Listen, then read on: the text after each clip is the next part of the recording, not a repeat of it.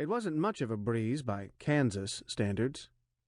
Back there it sometimes seemed no more than a dozen trees and a handful of fence posts slowed its passage back and forth between the Gulf and the Arctic Ocean. Here, there were mountains. Even now, inside the city, he could make out the jagged bite they took out of the night sky. He headed toward the sounds and the lights. Low voices, chanting, drums, rattles.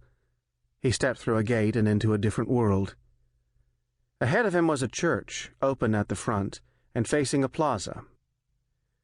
A host of crosses and dark-skinned people filled the space.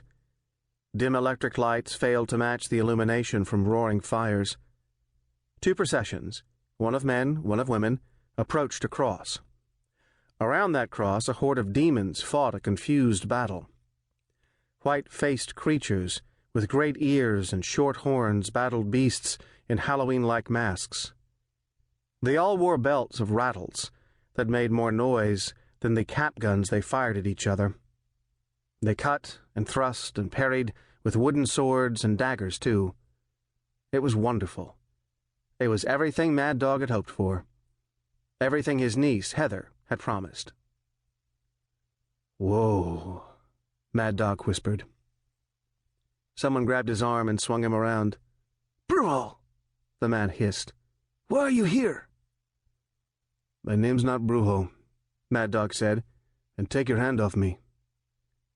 "You cannot bring your evil to this holy place." "What evil?" Mad Dog took the man's thumb and bent it back. The stranger, a compact, dark-skinned man with long braided hair and a beaded headband, lost his grip, but he hissed that name again, "Brujo!" and swung at Mad Dog's face with his other hand.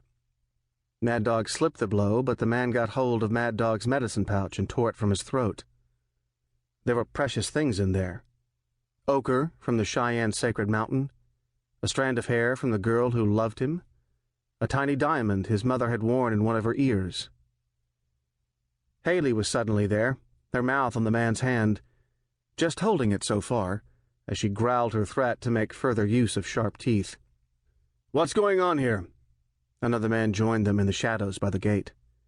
This one also had dark skin and high cheekbones, though his military-style short black hair was sprinkled with silver.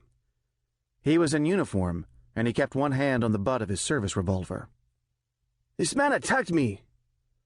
It took Mad Dog a moment to realize that the right explanation had been offered, but by the wrong person. "He tried to steal my medicine pouch, and his dog bit me." Mad Dog shook his head. "That's not true. It was the other way around. He's got my pouch right there in his hand." "Just look at him," Mad Dog's accuser said. "You think some gringo is going to own a medicine pouch?" "I'm Cheyenne," Mad Dog said. The cop seemed doubtful. Mad Dog knew he looked about as white as possible. He was big and broad and bald. Bald because when he tried to grow hair long enough for braids, it had come in with the kind of curls some women paid small fortunes to achieve. And light brown, or at least it used to be. It was more likely gray by now. He couldn't tell for sure because he shaved his head at least once every day. "I think you better take your dog and go," the cop said. "Dogs aren't allowed." "What dog?" Mad Dog said. Haley had done another disappearing act. The moment the cop arrived, she'd faded into the night. "I can tell you what's in that medicine pouch," Mad Dog added. "This guy can't because it's not his." "Not true," the man with the braid said. "But it can't be opened. It's sacred, a holy thing. Open it and you'll ruin it." The cop put out his hand. "Give it to me. Then both of you follow me. We're going to step out in the street under that lamp over there, where we have some light so I can figure out what to do with you." "But," Mad Dog began. "We're going to stop creating a disturbance, gentlemen. This is a sacred ceremony." He put a hand on both their arms and escorted them through the exit. "I just drove 1,000 miles to see this," Mad Dog protested. "Good for you. And maybe you can still watch it after we—" The officer stopped, a surprised look on his face as he glanced down at the knife handle that suddenly protruded from his chest. He gurgled.